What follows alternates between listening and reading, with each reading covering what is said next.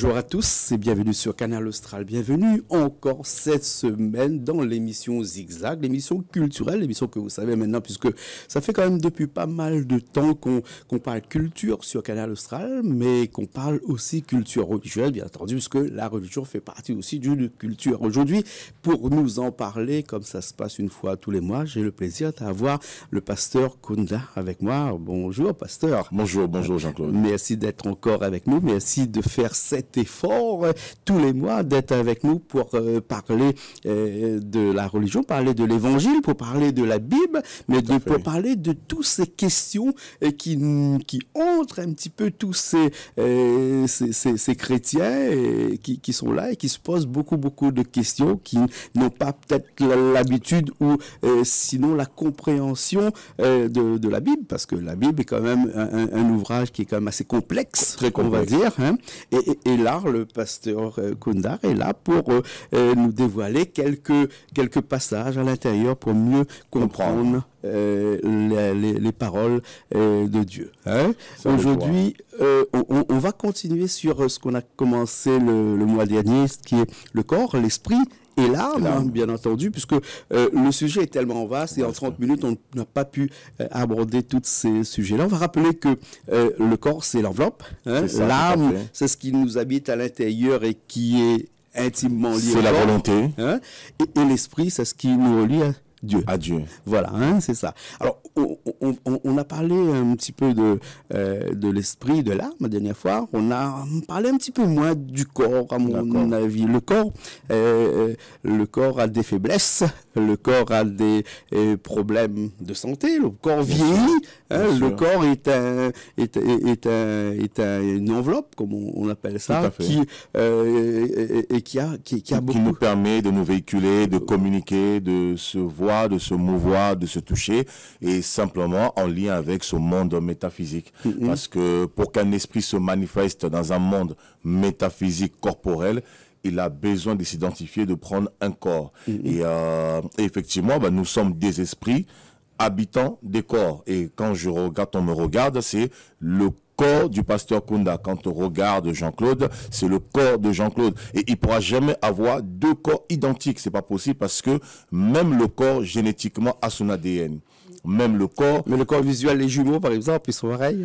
Il y en a qui sont... On dit qu'ils sont comme des gouttes d'eau. Oui, ils sont comme... Alors, lorsqu'on dit comme, c'est une comparaison, mais ils ne sont pas exactement. Comme, c'est une ressemblance, mais ils ne sont pas exactement. C'est comme l'homme. L'homme a été créé à la ressemblance de Dieu. Il a des similitudes de Dieu. Il a des facultés de Dieu, mais il n'est pas totalement Dieu lui-même, c'est-à-dire dans son être infini, tout-puissant. Et lorsqu'on regarde même deux jumeaux, c'est prouvé scientifiquement, deux jumeaux, même s'ils peuvent se ressembler, ils n'auront jamais la même ADN, ce n'est pas possible. Chaque personne a son code génétique, tout comme l'esprit a son code génétique, d'où la Bible parle de la marque de la bête, qui est un sceau. Et aussi, en tant que chrétiens, lorsque nous croyons en Dieu, nous croyons en Jésus particulièrement, nous avons aussi une marque. C'est la marque de Dieu, c'est le sceau, ce mot qui veut dire karadé en hébreu, qui veut dire littéralement l'empreinte. Donc, Dieu a une empreinte, et lorsqu'on accepte Dieu, on croit en Dieu, nous portons en nous, chaque individu qui croit en Dieu, l'empreinte de Dieu, la marque de Dieu. Alors, c'est vrai que notre corps physique, il connaît des difficultés, il connaît des problèmes, il connaît des maladies, il connaît des souffrances. Pourquoi notre corps connaît toutes ces souffrances? Parce que notre corps physique, c'est une enveloppe qui est soumise, cette enveloppe est soumise totalement à l'âme. Parce que l'âme, c'est le siège des émotions. Un corps sans âme, c'est un corps vide, c'est un corps inanimé. C'est pourquoi lorsque Dieu créa l'homme, par exemple, il a fallu à l'homme de souffler dans les narines de l'homme pour que l'homme devint une âme vivante. Dieu avait façonné l'homme, l'homme était beau, peu importe, l'enveloppe était belle, etc. Mais c'est une enveloppe qui était inanimée. Alors, il fallait rendre ce dessin animé. D'ailleurs, même le dessin animé, ça n'a pas commencé d'aujourd'hui. Moi, j'aime dire que tout vient de la Bible. Oui. Parce que c'est Dieu qui a créé le premier dessin animé. Il a créé un dessin, il était inanimé, il s'est dit, non, attends, il y a un problème. Le dessin, il est beau, mais il faut que je le rende un peu animé. il va souffler dans ses narines, l'homme devint une âme vivante. Alors, encore une petite blague drôle comme ça, une anecdote un petit peu, puisque j'ai dit souvent que c'est Dieu qui a tout créé. Je parlais une fois de la climatisation. Alors aujourd'hui, on découvre la climatisation. Mais en fait, la climatisation a été créée dans la Bible. On nous parle dans le livre de Daniel, du prophète Daniel. Daniel avec ses 3 amis, Shadrach, Meshach et Abednego. Ils se retrouvent dans la fournaise. Et dans cette fournaise, le roi de Babylone les met dans la fournaise parce qu'il ne voulait pas adorer les statues de Babylone, les idoles de Babylone. Alors il y avait un édit qui était sorti, celui qui refusait d'adorer les statues de Babylone devait être jeté dans la fournaise ardente. Et lorsqu'il les met dans la fournaise ardente, qu'est-ce qui va se passer? Il y a un 4e homme qui va apparaître. C'était Jésus qui apparaît dans cette fournaise ardente. Et bizarrement, quand le roi regarde les officiers qui étaient là, ils vont se poser la question, mais c'est pas possible. On a mis 3 hommes, pourquoi il y a un 4e qui apparaît? Et ils voient le 4e, et quand ils ouvrent la fournaise, ils ressortent tranquillement, sans égratignure, sans brûleur, sans rien. Pourquoi? Parce qu'en ce moment, il s'est passé un choc thermique. Le feu de la fournaise a rencontré Dieu, Jésus, qui est le feu dévorant. Parce que dans Hébreux 12, 29, la Bible dit, Jésus, notre Dieu, est un feu dévorant. Donc, le feu naturel a rencontré le feu dévorant, ça crée un choc thermique, et de ce choc thermique est sorti. Mais le choc thermique, c'est entre le chaud et le froid, pasteur. Donc, il y en a un qui est chaud, l'autre qui est un peu plus froid. Parce que le chaud naturel est plus froid que le chaud ardent de Dieu. D'accord, d'accord. On va rester sur le corps. Hein. On a toujours dit que pour se porter bien, il faut qu'on ait un corps qui est sain, dans un esprit sain, etc. On a toujours vu et entendu ces expressions-là. Et il faut absolument aussi prendre soin de son corps. Et pour cela, il faut pas qu'on l'abîme quelque part, puisque c'est un corps qui a été donné par Dieu. Hein. Et il faut qu'arriver à la fin de nos jours, lorsqu'on va rendre nos comptes, s'il y a les comptes à rendre, il faut qu'on dise aussi que notre corps a été aussi à l'épreuve de toutes les choses de la vie. Hein. Donc on est sorti vainqueur de toutes ces épreuves-là. Et donc il faudrait quelque part que l'on protège son corps, en prendre soin. Comment faire pour prendre soin de son corps? Alors, bonne chose. Alors, j'aimerais apporter un petit bémol. Jésus dit, celui qui détruira son corps, je le détruirai. Parce que dans 1 Corinthiens chapitre 6, il y a un passage de la Bible qui dit cela. 1 Corinthiens chapitre 6 au verset 19, il dit, votre corps ne vous appartient point, il appartient à Dieu, parce que vos membres ne sont plus vos membres. Verset 19, ne savez-vous pas que votre corps est le temple du Saint-Esprit, littéralement le temple de Dieu, qui est en vous, et que vous avez reçu de Dieu, et que vous ne vous appartenez point à vous-même, car vous avez été racheté à un grand prix. Glorifiez donc Dieu dans votre corps et dans votre esprit qui appartiennent à Dieu. Lorsque nous, en tant qu'humains, lorsque nous croyons en Dieu, par exemple, bien sûr, tout être humain doit prendre soin de son corps. Mais prendre soin de son corps, c'est une très bonne chose. Mais prendre soin de son corps ne nous garantit pas ou ne nous préserve pas des aléas de la vie. Des crises cardiaques, des maladies cardiovasculaires, des AVC, de toute forme de maladie qui existe, parce que malheureusement, le corps a été vendu au péché. Le corps a été vendu au péché à cause de l'âme. L'âme, c'est-à-dire notre volonté. Lorsque la dernière fois, je disais par exemple, lorsque Dieu a créé Adam et Ève, ils étaient parfaits en soi. Mais il y a un moment, il y a une introduction qui est arrivée, c'est le fruit défendu. Et ce fruit défendu, c'était la semence du serpent, la semence du bien et du mal. Donc cette semence, lorsque l'homme a mangé ce fruit, automatiquement, il est devenu esclave du mal dans sa volonté. Et comme l'âme, c'est la volonté, parce que c'est au niveau de la volonté que nous devons tout faire. L'âme représente aussi les 5 sens, le regard, et c'est au travers du regard qu'il y a la convoitise, le toucher, le goûter, l'ouïe, l'odorat. Les 5 sens humains, en fait, sont dirigés par l'âme, la volonté. Et le corps, lui, il est soumis totalement à 100% à l'âme. Comme je disais, c'est que le corps sans l'âme, c'est un dessin inanimé. Et lorsque l'âme prend vie dans le corps ou donne vie au corps, le corps devient animé. Or, le corps étant soumis à l'âme, toute la souffrance que le corps endure est due à l'âme. Lorsque la volonté de l'homme est totalement biaisée, cette volonté se manifeste dans son corps. Un exemple, Jean-Claude. Dans Matthieu chapitre 15, Jésus dit ceci. C'est du cœur de l'homme que viennent les mauvaises pensées, les adultères, l'adultère, le vol, le mensonge, la cupidité, l'arrogance, la méchanceté, la haine, l'idolâtrie, la magie. Lorsqu'il dit du cœur de l'homme, il ne parle pas de l'organe cœur, en grec qui veut dire cardia, l'essence même du flux sanguin. Il parle ici de la volonté de l'âme. Donc, c'est du l'âme qui vient de la convoitise. Ça veut dire qu'avant que je convoite une femme, je regarde une femme dans la rue pour dire « Oh là là, quelle postérieure !» ou bien je convoite cette femme pour imaginer une scène quelconque avec elle. Cela se passe d'abord dans mon âme. Et ensuite, mes yeux, qui sont rattachés à mon corps, mes organes, réagissent. Alors, comment faire pour maintenir ce corps sain? C'est simplement obéir à la volonté de Dieu. C'est pourquoi Dieu dit, ne marchez pas selon la chair. Ça veut dire, ne marchez pas selon les désirs de l'âme. Parce que dans chaque être humain, dans chaque homme, dans notre âme, nous avons des désirs. Et ces désirs, ce sont les désirs du péché. Et ces désirs du péché, ce sont eux qui nous poussent à commettre des actes. Ce sont eux qui poussent notre corps à agir. Un exemple. Avant de vouloir tuer une personne, ce n'est pas la main elle-même qui décide. Il y a notre volonté au niveau de l'âme qui fomente le désir d'un meurtre, de tuer une personne. Et à partir de ce moment, une fois qu'on a nourri cette idée en nous, cette volonté en nous, c'est alors que notre main rentre en action pour pouvoir tuer. Et pour pouvoir éviter cela, il faut suivre Dieu. D'où les principes de Dieu. Et Dieu nous dit, marchez selon l'esprit dans Galates chapitre 5 au verset 16.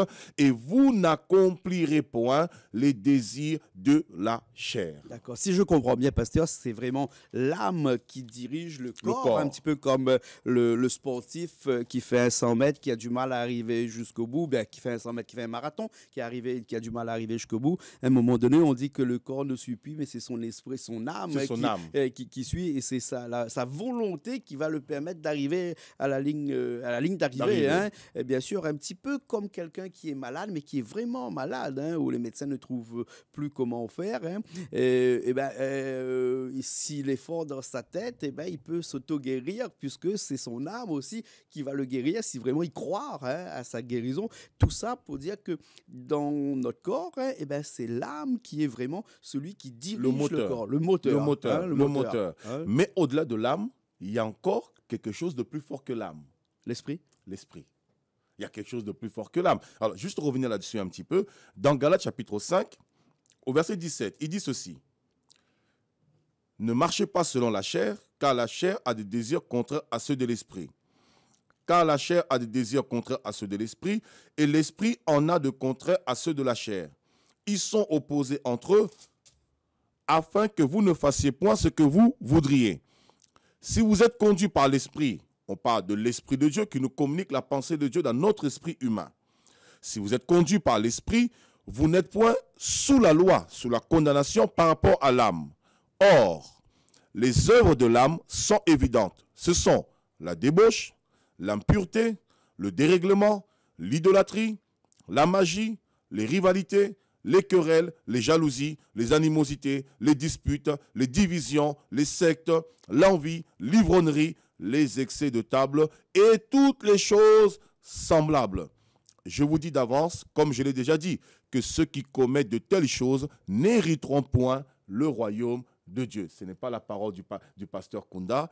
Moi, je ne suis qu'un perroquet, comme je le dis souvent. Je ne suis qu'un perroquet qui essaye de répéter, expliquer ce qui est écrit ici. Donc, il nous montre clairement que dans notre âme, à cause du péché originel qui a biaisé notre âme, parce que lorsque Dieu a créé l'homme, l'homme n'avait aucune autre pensée, si ce n'est que la pensée de Dieu. Un exemple, Jean-Claude, on va mieux comprendre cela. Lorsque les salariés viennent travailler à Canal Austral, ils ne peuvent guère avoir aucune autre pensée et aucune autre vision, si ce n'est que la vision et la pensée de Canal Austral.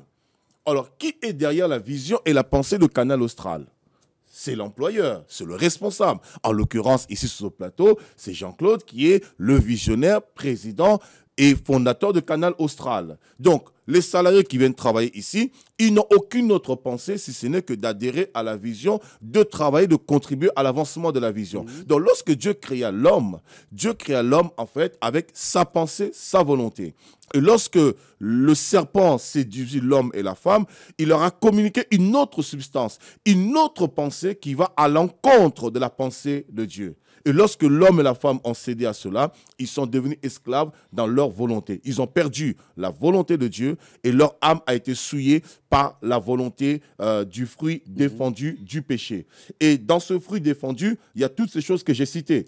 La magie, l'idolâtrie, les idoles, les statues, toutes ces choses, ce sont dans ce fruit-là qui animent l'homme. Et par conséquent, l'homme devient esclave et son corps obéit à cette volonté. Et c'est pourquoi, lorsque Jésus vint, il vient justement pour permettre à l'homme de retrouver son essence primitive. Mais il y a un problème. L'homme retrouve son essence primitive lorsqu'il accepte Jésus, c'est-à-dire son esprit devient régénéré. Parce que la volonté de l'homme était animée par l'esprit. On parle de l'esprit, de l'âme et du corps. Or, celui qui prédomine toutes ces choses, c'est l'esprit. L'esprit commande à l'âme et l'âme commande le corps. Ça, c'est l'ordre divin, l'ordre de Dieu. Mais lorsque l'homme a péché, l'ordre a été renversé. Ça veut dire, c'est l'âme qui commande, comment s'appelle, l'esprit. L'âme commande l'esprit et commande le corps. Donc, ça veut dire, au lieu que l'esprit prenne la première place, l'esprit se retrouve au dernier rang. C'est l'âme qui prend le dessus et automatiquement, l'homme, en fait, son esprit a été voilé, aveuglé. C'est pourquoi la Bible dit, si notre évangile, la bonne nouvelle de Christ, est voilée, si les gens ne comprennent pas l'évangile de Christ, c'est parce que leur esprit est voilé. Or, pour que le voile soit déchiré au niveau de l'esprit, il faut maintenant accepter Jésus. Et lorsqu'on accepte Jésus, il y a ce voile qui est déchiré. C'est pourquoi quand on lit la Bible, à l'époque de Jésus, beaucoup de ses contemporains ne l'ont pas compris. À l'époque de Jésus, quand Jésus est mort à la croix, on nous explique dans Matthieu chapitre 27 que le voile du temple qui séparait, dans le temple à l'époque en Israël, le temple de Salomon, on avait le parvis, là où tout le monde venait offrir leurs sacrifices, les offrandes. On avait le lieu saint et le lieu très saint. Dans le lieu très saint, c'est l'endroit où il y avait l'arche de l'alliance, où il y avait la présence de Dieu, qui symbolisait la présence de Dieu. Et le sacrificateur rentrait une fois par an dans ce lieu saint pour faire l'expiation des péchés pour lui-même et pour le peuple. Et ce jour-là, lorsque Jésus est mort, le rideau qui séparait le peuple de Dieu a été brisé de haut en bas. Et lorsqu'il a été brisé, c'était pour signifier, maintenant Jésus a brisé la séparation, donc le péché, la séparation, ce voile qui est dans l'esprit de l'homme, qui empêche l'homme de connaître Dieu, qui empêche l'homme de s'approcher de Dieu. Mais malheureusement, les contemporains de l'époque de Jésus, les sacrificateurs qui étaient là, eh bien, qu'est-ce qu'ils ont fait? Ils ont recousu un rideau, ils ont remis encore le voile alors que Jésus a déchiré le voile. Et c'est comme dans notre temps. Lorsqu'on accepte Jésus véritablement, le voile est déchiré, on se rend compte que les choses dans lesquelles nous étions, les pratiques dans lesquelles nous étions, le cultisme, la magie, l'idolâtrie, la sorcellerie, la méchanceté, toutes ces choses, on se rend compte, mais pourquoi j'ai commis ces choses? Pourquoi j'étais dans ces choses? Parce qu'il y avait un voile, parce que lorsqu'on accepte Jésus, le voile est ôté et on retrouve en fait son essence primitive. Mais néanmoins, il reste quelque chose. L'âme ne disparaît pas. L'âme est toujours là. Même après la mort, l'âme ne disparaît pas. Même après la mort, l'âme ne disparaît pas parce que l'âme après la mort, il suit deux chemins. Je dirais même, oui, deux chemins. L'âme après la mort, il suit deux chemins. Parce qu'il y a deux chemins, je vois l'esprit et l'âme. Il suit deux chemins. C'est quoi ces deux chemins? Le premier chemin que l'âme suit après la mort, c'est le chemin de torture. C'est-à-dire, toutes les personnes qui n'ont pas cru en Dieu, qui se sont laissées dominer par leur désir charnel, c'est-à-dire par leur âme et non par l'esprit, toutes ces personnes-là vont payer les conséquences de leurs actions sur la terre. L'enfer? L'enfer. D'accord. Alors, il y en a qui disent que l'enfer, c'est sur la terre, mais la Bible dit l'enfer que le monde va connaître plus tard, même une goutte d'eau, n'est même pas, c'est la souffrance, toute la souffrance qu'il y a sur la terre ici n'est même pas comparable à une goutte, je dis bien 1 millimètre ou un micro-millimètre de souffrance qu'il y a en enfer.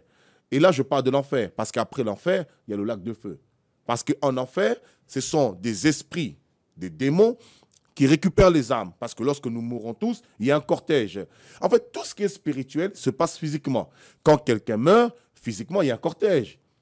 On accompagne le mort, les défunts. On l'accompagne, les gens l'accompagnent. Il y en a qui pleurent, il y en a qui mettent des roses, des bouquets, peu importe, etc. Mais spirituellement, c'est pareil. Lorsque nous mourons, nous avons des démons qui viennent nous récupérer. ceux qui malheureusement n'ont pas marché selon Dieu, ne sont pas efforcés de marcher selon la parole de Dieu, qui ont refusé Dieu de façon délibérée, ben, il y a des esprits qui les récupèrent, mais eux, ils font la fête parce qu'ils savent que maintenant, ben, ils vont te torturer bien comme il faut. Et ceux qui ont reçu Dieu, eh ben, les anges de Dieu viennent les recueillir pour les amener au paradis. Au paradis, c'est un lieu provisoire où ils sont là, ils attendent en fait le retour de Jésus sur la terre et le jugement dernier. Et après cette partie-là, c'est-à-dire après l'enfer et après le paradis, vient la deuxième partie. La deuxième partie, c'est quoi? C'est l'éternité pour toujours. C'est-à-dire, c'est plus le summum du paradis. Le nirvana, comme appellent certains. Certains appellent ça le nirvana. Mais je pense qu'un ce jour, on va toucher ce côté-là. On va se rendre compte que ce nirvana, il faut bien le vérifier. Bon, on va revenir un petit peu plus par terre, hein, sur un truc un peu plus terre à terre, qui est le corps, hein, quand même, parce que le corps est sur ce monde et c'est la chose que l'on voit le plus. Bien sûr. Ici, là, Richard, tout à l'heure, qui est à la régie, là, donc si Zach peut faire un petit plan sur Richard, là-bas, à l'autre côté, voilà, Richard, cela nous a émis tout à l'heure un vœu de savoir un petit peu, parce qu'il me disait qu'il y a des gens avec qui il discute, il disait que ouais, pourquoi il y a des personnes qui ne mangent pas telle viande, d'autres personnes qui ne mangent pas. Est-ce que le corps a besoin d'une nourriture un peu particulière? Et puis sinon, est-ce qu'il y a des nourritures qui sont à ne pas consommer, hein? Véridiquement, quand on lit la Bible, c'est vrai qu'il y a beaucoup de polémiques. Alors, on se dit, oui, dans la religion islamique, par exemple, c'est interdit de manger du porc. Par exemple.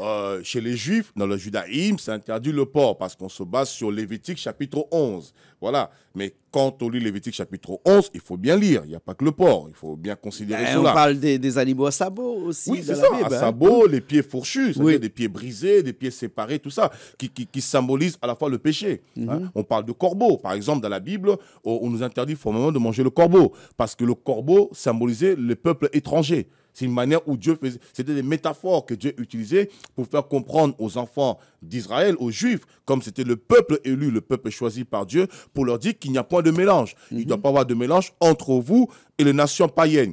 Et les nations païennes étaient symbolisées par les animaux. Et ensuite, nous avons par exemple dans la religion tamoule ou dans l'hindouisme ou d'autres religions où par exemple la vache c'est un animal sacré. Alors que moi je mange des bœufs, on mange du steak au McDonald's, etc. Mais d'autres ils vont repugner cela comme pas possible. D'autres vont... Moi j'ai par exemple à l'église à Paris, j'ai des Algériens à l'église, j'ai des Tunisiens, j'ai des Marocains qui mangent du porc. Et quand ils se sont convertis à Jésus, et moi je me rappelle de Safi, j'aime beaucoup Safi parce que le jour il a mangé une entrecôte, il me dit oh là là là là là, mais qu'est-ce que j'ai raté. mais en tant que chrétien, nous, on peut tout manger, alors. Mais bien sûr, parce que la Bible dit, mangez de tout ce qui se vend au marché, sans vous acquérir de quoi que ce soit par motif de conscience. C'est pas moi qui le dis, c'est marqué noir sur blanc. Il dit, mangez de tout ce qui se vend au marché. Nous, en tant que chrétiens, nous mangeons de tout ce qui se vend au marché. Après, c'est un choix personnel de refuser de manger telle nourriture ou telle nourriture. Moi, je me rappelle, un jour, on m'a fait manger du crocodile. J'ai aimé. Et je ne savais pas que c'était du crocodile. On m'a présenté du poisson. On m'a dit, bah, écoute, voilà, on t'a fait un bon poisson, bien mariné, cuisiné, propre. Et moi, j'ai mangé, j'ai apprécié. J'ai demandé encore en arabe. Et puis, à la fin, bah, je vois tout le monde autour de moi en train de rigoler. Alors, je pose la question, mais pourquoi vous rigolez? Ils me disent, est-ce que tu sais ce que tu as mangé? Et c'est là où ils me disent, non, c'est un crocodile. Et ils me ramènent la peau du crocodile. Je le vois. Mais c'est trop tard, j'avais mangé. Et j'ai accepté, c'était bon. Après, c'est un choix. Si on me présente, par exemple, du serpent, je ne mangerai pas. Mais en Asie, il y en a qui mangent du serpent. Il y en a qui mangent du chat.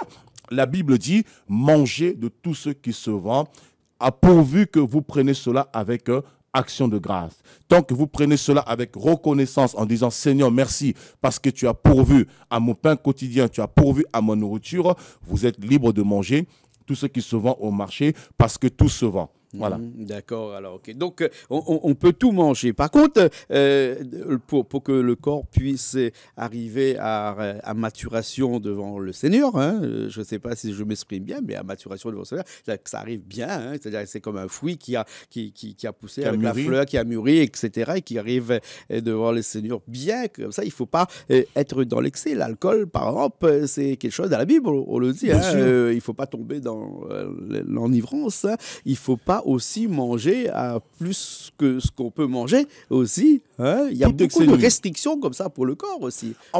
En fait, c'est pas tellement du bon sens, c'est du bon sens. Voilà. Limite, hein? C'est du bon sens parce que quand on vérifie bien, même dans l'Ancien Testament, quand on voit la liste des aliments qui étaient interdits, par exemple, on voyait quelque part que Dieu veillait aussi au bien-être de l'homme. Tout à l'heure, tu parlais en disant, il faut un corps sain, un esprit sain dans un corps sain. Dieu veillait à l'alimentation de l'homme pour que son alimentation soit équilibrée, que son alimentation ne lui permette pas certaines maladies, prolifération de certaines choses, etc. Parce que lorsque l'homme a péché, malheureusement, son corps a été fragilisé. A été fragilisé aux maladies, aux aléas de la vie, aux intempéries, aux pas mal de choses. Donc, Dieu a veillé quand même à l'alimentation de l'homme. Mais ce qu'il faut comprendre en même temps, au-delà de ça, il y avait une connotation prophétique et spirituelle dans tout ce que Dieu avait interdit. Nous avons un passage particulier dans la Bible, dans Actes chapitre 10. Nous avons l'apôtre Pierre, par exemple, qui était un juif, un érudit, un juif, un fervent, un disciple de Jésus. Lorsque Jésus monte au ciel, Jésus lui montre un songe. Dans ce songe, il voit une nappe qui est dressée, et sur cette nappe qui est dressée, il voit des quadrupèdes, il voit des serpents, il voit des animaux. Il dit, jamais de ma vie, je n'ai mangé des choses aussi impures, je ne mangerai pas. Et dans cette vision, Dieu lui dit, tue et mange. Il dit, jamais, jamais. Et Jésus lui dit, pourquoi considères-tu impur ce que Dieu considère pur? Et Dieu lui faisait comprendre, oui, autrefois, spirituellement, par rapport à la loi, il y avait des aliments qui étaient interdits parce que ça représentait en fait certaines nations, certains peuples, parce qu'il fallait maintenir le peuple dans la sanctification. Maintenant, en Jésus, comme Jésus a accompli la loi, en Jésus, tout est pur et tout est sanctifié. D'ailleurs, c'est ce que j'aime bien ici dans le livre de 1 Timothée, si je peux le prendre juste rapidement. Il dit clairement, au verset 4, « Car tout ce que Dieu a créé, d'ailleurs, on va même plus loin, il dit quoi ?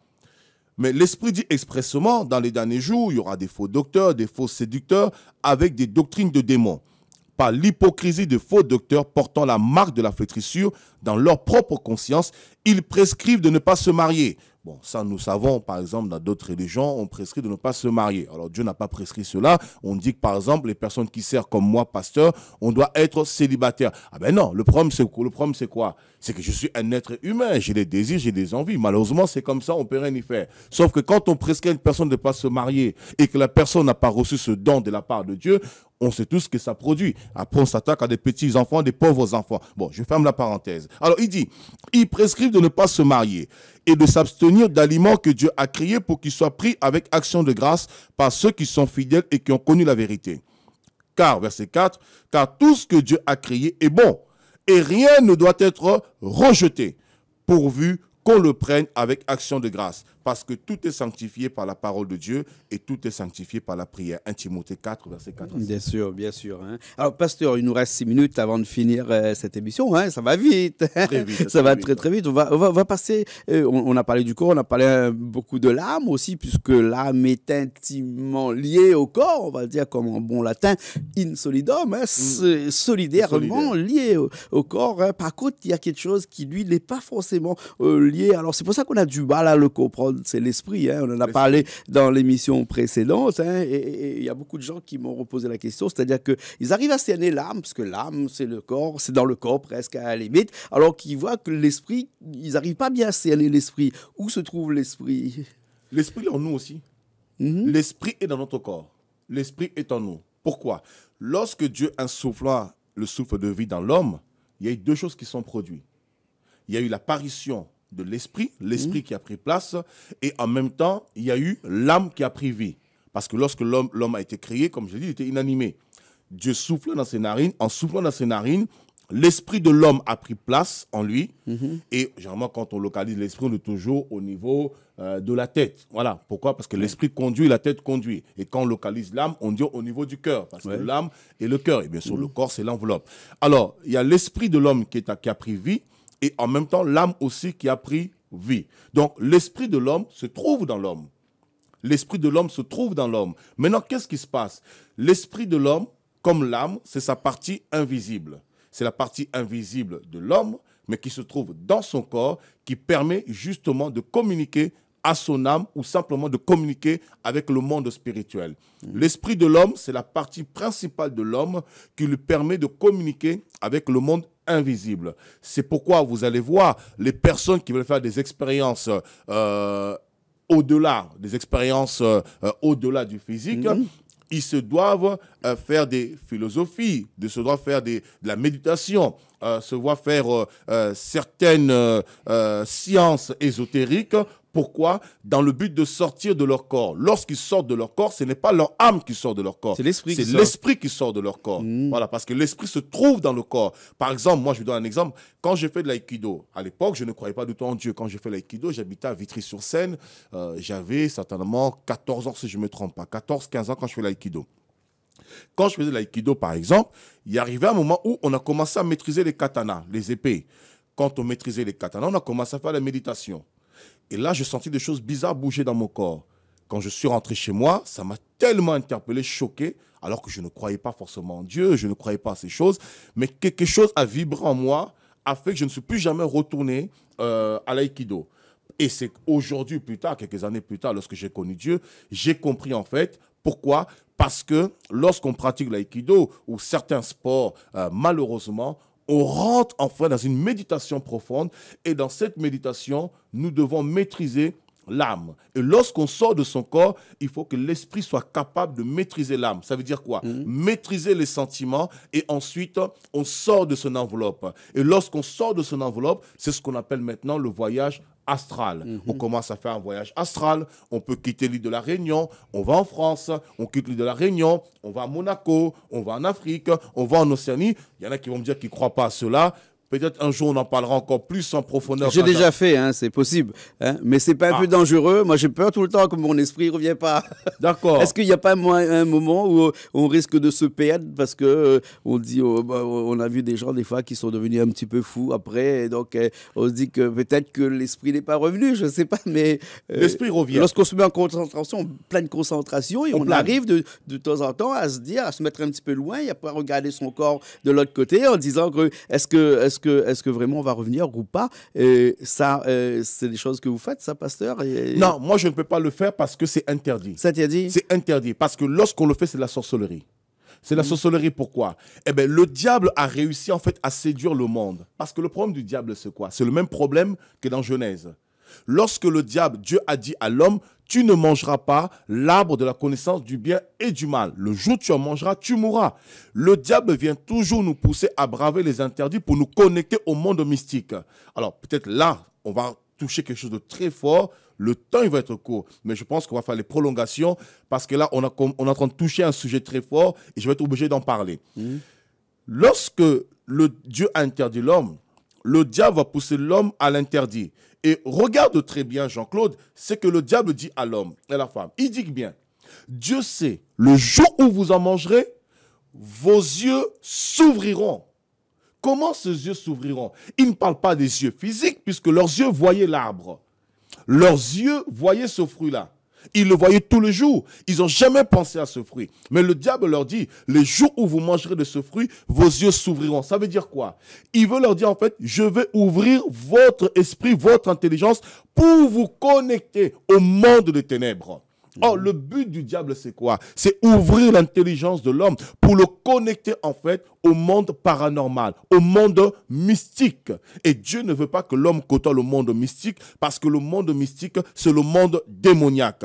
Parce que nous avons les cieux. Lorsqu'on parle de Dieu, on dit que Dieu est au ciel. Mais ce n'est pas ce ciel-ci. Le ciel présent, c'est le ciel atmosphérique. C'est le ciel humain, le ciel de l'homme. Mais la Bible dit que Dieu habite dans les cieux.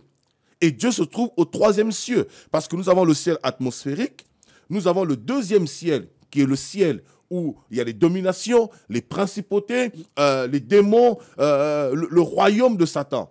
Et ensuite, nous avons le ciel des cieux, là où Dieu se trouve, c'est-à-dire un endroit qui est inaccessible à l'œil humain. Si ce n'est que celui à qui Dieu amène là-bas, notamment lorsque nous mourrons, pour ceux qui ont Dieu, ben nous serons avec Dieu. Et le diable, en fait, il veut connecter l'homme à la sorcellerie. Alors, le seul moyen qu'il a trouvé pour faire cela, au-delà des initiés, ceux qui ont fait des pactes volontaires avec le diable, avec Satan, par des sacrifices. Voilà pourquoi dans beaucoup de religions, il y a toujours une notion de sacrifice. Voilà pourquoi il y a toujours une notion de faire couler le sang. Parce qu'il faut nourrir ces esprits, leur donner de la force pour qu'ils agissent encore puissamment en vous et recevoir plus de puissance sur le plan spirituel afin de dominer. Et beaucoup de gens sont ignorants lorsqu'ils vont faire des pactes et d'autres personnes sont totalement conscientes de ce qu'elles font parce que on leur a parlé, on leur a expliqué, on les a initiés. Au départ, on leur a pas fait comprendre l'objet de cela, mais au bout d'un certain temps, lorsqu'ils ont gravi certaines étapes, certains échelons, ils se rendent compte, ils sont face à la réalité où ils n'ont plus le choix, ils ne peuvent plus faire marche arrière. Et qu'est-ce qu'il fait le diable? Pour séduire l'humanité, il s'infiltre dans toutes les sphères de la société pour connecter l'homme à l'arbre de la connaissance du bien et du mal. Non seulement qu'il a lié l'homme au niveau de son âme, mais il fait toujours tout pour connecter l'homme au monde mystique. Pourquoi? Lorsqu'on sort de son corps, Jean-Claude, par exemple, lorsque tu sors de ton corps, c'est que tu ne sais pas. Ton corps reste ici, mais il y a un esprit qui prend ton corps. C'est automatique, c'est obligatoire. Il y a un esprit qui habite ton corps, ce qui fait que ton esprit à toi, ton esprit humain, là on parle de l'esprit humain de chaque homme, ton esprit humain peut voguer, il peut voyager dans le monde entier, mais physiquement ton corps continue à vivre. Pourquoi? Parce que le démon de la sorcellerie, c'est le premier démon. C'est-à-dire, dans le monde mystique, dans le monde satanique, le premier démon, c'est le démon de la sorcellerie. C'est lui qui nous connecte au monde mystique. Alors, lorsque un démon occupe notre corps, ce démon de la sorcellerie, il occupe notre corps, nous continuons nos activités. Ta femme, elle te regarde, elle voit Jean-Claude. Mais elle ne sait pas que Jean-Claude n'est plus dans la maison. Jean-Claude est en Australie, Jean-Claude est en France, il est je ne sais pas où, dans une réunion quelconque, dans un monde mystique. J'en parle parce que moi, j'ai fait la délivrance d'une personne ici. Je ne vais pas rentrer en détail, j'en parlerai peut-être un autre jour. Et il faisait ces réunions-là notamment, et dont j'ai opéré la délivrance, il y a en 2007 par exemple. Donc, la femme, elle voit Jean-Claude en train de rigoler, Jean-Claude en train de lui parler, Jean-Claude en train de manger, mais ce qu'elle ne sait pas, c'est le corps de Jean-Claude qui est là. Mais l'esprit de Jean-Claude n'est pas là. L'esprit de Jean-Claude est ailleurs. Donc, automatiquement, lorsqu'on se connecte dans ce domaine-là, automatiquement, nous sommes possédés. Automatiquement, nous sommes liés. Et après, bien sûr, en fonction de la manière, de la pertinence, en fonction de l'assiduité, eh bien, on prend des galons, on passe à un niveau, on passe à un niveau, on passe à un niveau, jusqu'à toucher un certain niveau où ça devient irréversible, c'est compliqué. Mais lorsqu'on fait un voyage astral, lorsqu'on sort de son corps, on rentre dans le mysticisme automatiquement, inconsciemment ou consciemment. Donc, qu'est-ce qu'il fait le diable? Il rentre dans toutes les sphères de la société par le yoga, par la sophrologie, par la méditation, par l'aïkido, par plusieurs loisirs que le monde nous propose, et actuellement surtout par rapport à tout ce qui est domaine du bien-être, de la santé. Alors, le diable, l'acupuncture, pas mal de choses. Le diable s'infiltre tranquillement et les gens disent « Oh, vraiment, je me sens zen, oh, je me sens bien ». Et si on va plus loin, Jean-Claude, toutes ces philosophies que nous avons au jour d'aujourd'hui tirent leur origine d'où? Si je pose la question, ils tirent leur origine de l'Asie, particulièrement. Ils tirent leur origine de l'Asie. Et c'est quand même une des plus vieilles civilisations du monde, non, l'Asie. L'Asie n'est pas la plus vieille civilisation du monde. Actuellement, la religion tamoule, c'est la plus vieille des religions qui existent. Plus de 5000 ans. Et qui existe encore, par exemple. Si elle existe encore, qu'on a peut-être que aussi il y a une vérité à l'intérieur. S'il y a quand même une personne sur 5 dans le monde qui est hindouisme, qui est dans l'hindouisme, par exemple, c'est peut-être que ça existe aussi. Moi, je ne veux pas me faire l'avocat du diable. Hein. Moi, je suis chrétien, mais quand même, bon, c'est vrai qu'il y a beaucoup de chrétiens aussi. Hein. Mais il y a 1,8 milliard de chrétiens sur cette terre-là. Donc, oui, aussi, peut-être qui a la vérité dans tout ça, parce que les gens qui nous regardent, ils ont besoin de savoir aussi.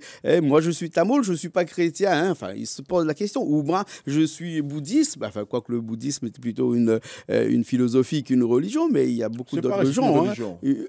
Parce qu'on vénère Bouddha. Comment, à un moment donné, aller choisir qui est bon, qui est pas bon, qui est... Est-ce que je peux donner une réponse simple? Est-ce qu'il faut remettre à chaque fois sa religion en question si on n'est pas chrétien? Alors, le problème n'est pas chrétien. Mon problème, par exemple, n'est pas la chrétienté. Moi, ce que je parle ici particulièrement, dans ce que nous disons, je parle déjà de comment être sauvé. On peut dire chrétien, mais comment avoir la vie? Bouddha n'a jamais dit « je suis le chemin, la vérité et la vie ». Plutôt Mohammed a dit « je vous montre la voie ». Mais il n'a pas dit « je suis la voie ». Mohammed a dit « je vous montre la voie ». Mais il n'a pas dit « je suis la voie ». Bouddha dit « je vous fais connaître la vérité ». Mais il n'a pas dit « je suis la vérité ». Il n'y en a qu'un seul, c'est Jésus. Dans Jean chapitre 14, verset 6, Jésus a dit « je suis ». C'est un article défini et non indéfini. Si Jésus a redit « je suis un chemin parmi les chemins », là nous dirions sur ce plateau « tout chemin mène à Rome ». Mais Jésus dit « je suis le ». C'est un article défini. Je suis le chemin, la vérité et la vie. Alors la question que nous posons au jour d'aujourd'hui, si nous voulons parler religion, comme j'ai tout à l'heure, le nombre ne fait pas l'absolu. Le nombre n'est pas une vérité aussi absolue. Et la majorité ne fait pas non plus la règle. Ce n'est pas parce que tout le monde consomme tel produit que cela veut dire que le produit est bon. Il y a du marketing derrière. Ça ne veut pas dire que le produit est forcément bon. Alors, pour revenir à ce que je disais, la question qu'il faut se poser, si Jésus est la vérité, toutes ces religions ont quel but? Toutes les religions ont pour but de transcender l'homme, ont pour but de permettre à l'homme d'être le meilleur de soi-même, ont pour but d'amener l'homme vers ce qui est parfait, vers le paradis. Alors, posons-nous la question, comment faire pour atteindre le paradis, justement? Jésus nous montre la solution. Parce que toutes les religions humaines, elles sont là simplement pour moraliser l'homme, mais elles ne sauvent pas l'homme. Toutes les religions du monde, l'islam, moi j'étais un musulman, je me suis converti à l'âge de 15 ans à l'islam, jusqu'à 19 ans quand Jésus m'est apparu. Donc, je peux parler de l'islam. Il n'y a pas longtemps, j'ai eu un débat, ça fait plus de 200 000 vues. J'ai eu un débat où il y avait 6 000 personnes connectées en direct il y a un mois. J'étais en débat direct ici à l'île de la Réunion. J'étais en débat direct avec un groupe de musulmans, des savants musulmans. Un qui était en Côte d'Ivoire, un qui était en Égypte et l'autre, je ne sais pas dans quel pays il était. Il y avait 6 000 personnes connectées en direct qui a plus de 200 000 vues. Donc, je suis à l'aise là-dessus. Et dans toutes ces religions, on nous montre la bonne manière de vivre. Mais toutes les bonnes manières de vivre ne suffisent pas pour sauver l'homme. Parce qu'on revient à la même chose. Le problème, c'est quoi? L'homme est esclave de son âme. Et comme son âme a été vendue au péché, comme Romains chapitre 7, verset 14 nous dit, « Malheur à moi, je suis vendu au péché. » Il le dit ici, je vais prendre rapidement. Il dit, « Malheur à moi, je suis vendu au péché. » Il dit dans Romains chapitre 7, au verset 14. « Nous savons en effet que la parole de Dieu est spirituelle, mais moi, je suis charnel, vendu au péché. » Verset 15, il dit, « Car je ne sais pas ce que je fais. Je ne fais point ce que je veux, et je fais ce que je hais. Or, si je fais ce que je ne veux pas, je reconnais par là que la parole de Dieu est bonne. Et maintenant, ce n'est plus moi qui le fais, mais c'est le péché qui habite en moi. » C'est quoi ce péché? C'est l'âme. Donc, le problème de l'homme, c'est le salut. Or, comment faire pour sauver son âme? Jésus a dit, ne craignez point. Dans Matthieu chapitre 10, verset 28, pour ceux qui me suivent, Jésus a dit, ne craignez point celui qui peut tuer le corps. Tout le monde peut tuer le corps. Jean-Claude peut tuer mon corps, mais il ne peut pas tuer mon âme, parce que Dieu seul est garant de mon âme. Mais Jésus a dit, ne craignez pas celui qui peut tuer le corps, mais craignez plutôt celui qui a le pouvoir de tuer et le corps et de tuer l'âme. Et juste pour synthétiser cela, on a reçu la fibre vendredi. Il y a un jeune homme qui est venu installer la fibre. Et il y avait un autre jeune homme qui était là qui me demandait mon témoignage. Je lui racontais mon témoignage. Et le jeune homme qui installe la fibre, je lui ai dit, tiens, est-ce que tu crois en Dieu? Il me dit, je suis tamoul et je suis... il m'a dit, je suis catholique et tamoul. Je lui ai dit, finalement, tu es quoi? Tu es tamoul, tu es... Je ne comprends pas. Mais tu vas me dire que tu es musulman, tu es tamoul, tu es... Finalement, tu es quoi? Il dit, non, je vais à l'église catholique, mais en même temps, je vais de l'autre côté. J'ai dit, bon, il faut te décider parce que même un chien qui a 4 pattes, il suit une seule direction. Alors toi qui as 2 pattes, il faut bien savoir où tu vas quand même. Bon, ça c'est la première des choses. Et ensuite, je lui pose la question. Donc toi, tu crois que Marie est la mère de Dieu? Il me dit oui. Je dis, magnifique, bravo. Alors, je te pose la question, qui envoya l'ange chez Marie? Dieu ou Marie? Il me dit Marie. Alors, si Dieu a envoyé l'ange chez Marie, comment Marie peut être la mère de Dieu? Puisque Jésus est né après. Donc Marie, c'est elle a enfanté Dieu. Comment le même Dieu a envoyé l'ange chez Marie? Donc Marie ne peut pas être la mère de Dieu. Et là, il me dit, ah oui, mais attends, mais c'est vrai, j'ai jamais pensé à ça. Mes parents m'ont inculqué cela, mais j'ai jamais pensé à ça. On ferme la parenthèse. Deuxième point, je lui pose la question. Quand tu fais la marche sur le feu, tu fais des invocations, tu fais des incantations, tu fais des mantras. Dis-moi, tu invoques qui? Est-ce que tu invoques Dieu? Il me dit, non. Qu'est-ce que tu invoques? Il baisse la tête, il sourit, il dit, ah non, tu m'as eu. Je dis, non, non, moi je ne cherche pas à t'avoir, je te pose une question. Et là, il reconnaît lui-même que ce n'est pas Dieu qu'il invoque, ce sont des esprits qu'il invoque. Donc, la question qu'il faut se poser, certes, tout le monde prend cette voie-là.